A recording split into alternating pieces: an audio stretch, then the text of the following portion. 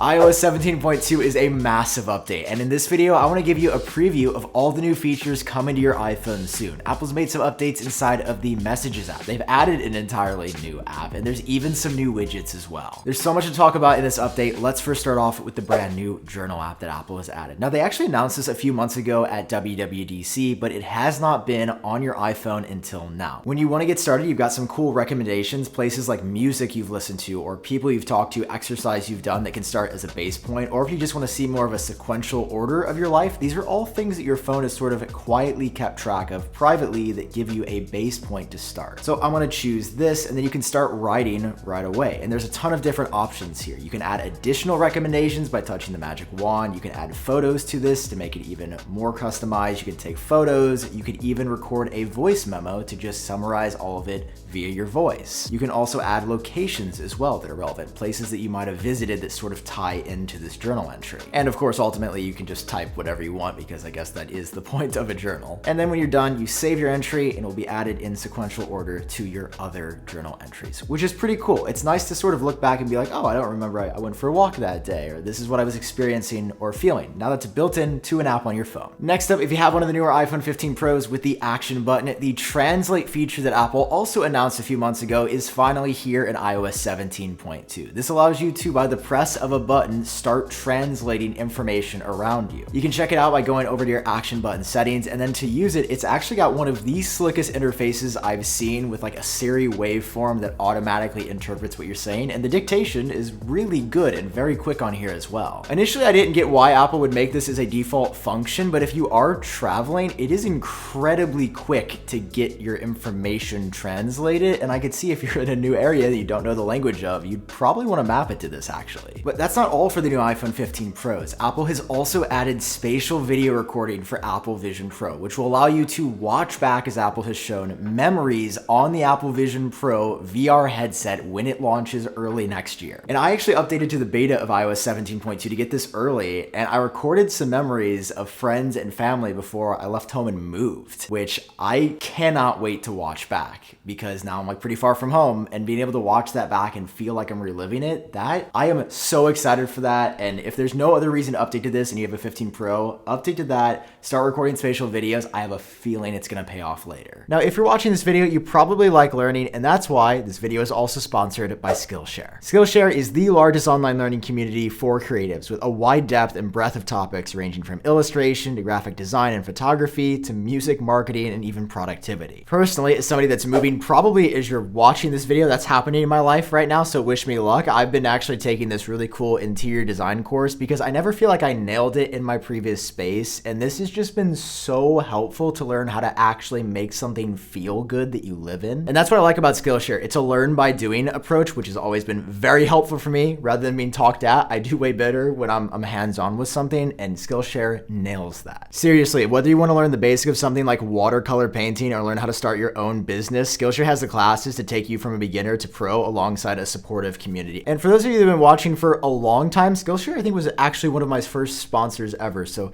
it's really cool to have them back on the channel. And right now, the first 500 people to use my link will get access to one of Skillshare's best offers. It's 30 days free and 40% off your first year of a Skillshare membership. A huge thank you to Skillshare again for sponsoring this one. Now, let's get back to it. Next up in iOS 17.2, Apple is allowing you to finally change the default notification sound and the default haptics for notifications. So that is fully user customizable now. You just head over to settings and go to sound and haptics, and at the very bottom, there's a new one for default alerts. You can now change it from the new one in iOS 17 Rebound to any of the ones below, including some classic options. And on top of that, you can go over to haptics and change the vibration to whatever you want. You can even create a custom vibration for your default notifications. This is so cool. I'm waving my arms. That's how you can tell I'm excited. I just feel like this is one of those things that we've been asking for forever, and Apple, they finally added it. Weirdly, in 17.2, not even a major update. Enjoy changing the vibration and the sound. That is so cool. iOS 17.2 has also added some new widget options, including the sick new one for the clock. There is now a digital clock variation of the clock widget, which looked incredibly clean, and I'm so happy to see here. Prior to this, we only have analog, but Apple didn't stop there with widgets. They also did a major revamp to some of the weather ones, adding 3 new options here. First, there's a new details weather widget widget, which will show you things like precipitation, UV index. It's pretty info dense if you like that setup on your home screen. Then you've got daily forecast, which will just kind of show you a rundown of the next 4 or so days. And then this one, sunrise and sunset, has a nice wave animation bell curve of like where the sun goes throughout the day, and it tells you sunset time. You can put that, it's somebody who's filming and the sun is currently setting. That's actually a setting that I use a ton, so it's great to see on the iPhone. Next up, contact posters were one of the biggest parts of iOS 17, and now at iOS 17.2, there is a new option for rainbow text. If you want that to appear whenever you are calling someone, you just head over here, select that as an option, and it does look pretty clean depending on if you have the right photo. Moving on to the Messages app, now reactions are pretty popular where you can say haha, thumbs up, heart to messages, but now you can get the exact reaction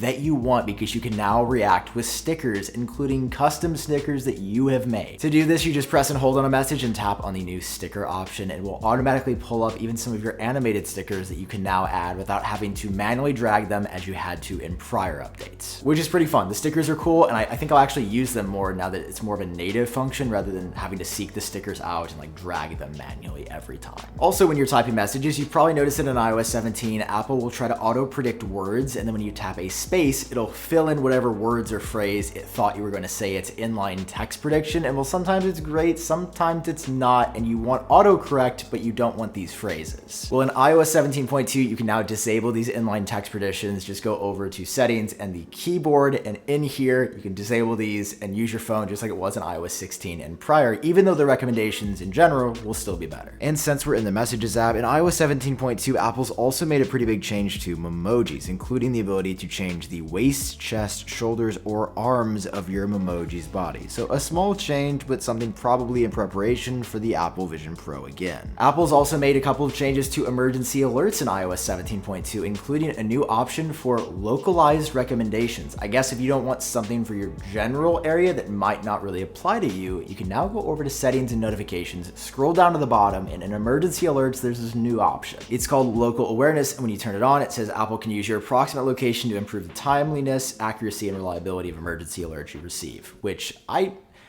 cool. All right, I don't really know if anybody was asking for this, but that's great. We appreciate you, Apple. And finally, wrapping up with a change in Siri, she can now tell you your altitude. If you ask Siri what the altitude you're at is on your iPhone, it can now tell you that altitude, which is something that I will never use, but is something I will cap out this video with. Thank you guys for watching. As you can see, there is so much new in 17.2, by far the biggest update since iOS 17 in September, and it should be launching before the end of 2023, probably sometime in mid to late December. Let me know down below in the comments what your favorite feature is and what you're looking forward to most. Okay, I've been Sam. Thank you for watching. Check out Skillshare again down below, and I'll catch you in the next one. Peace.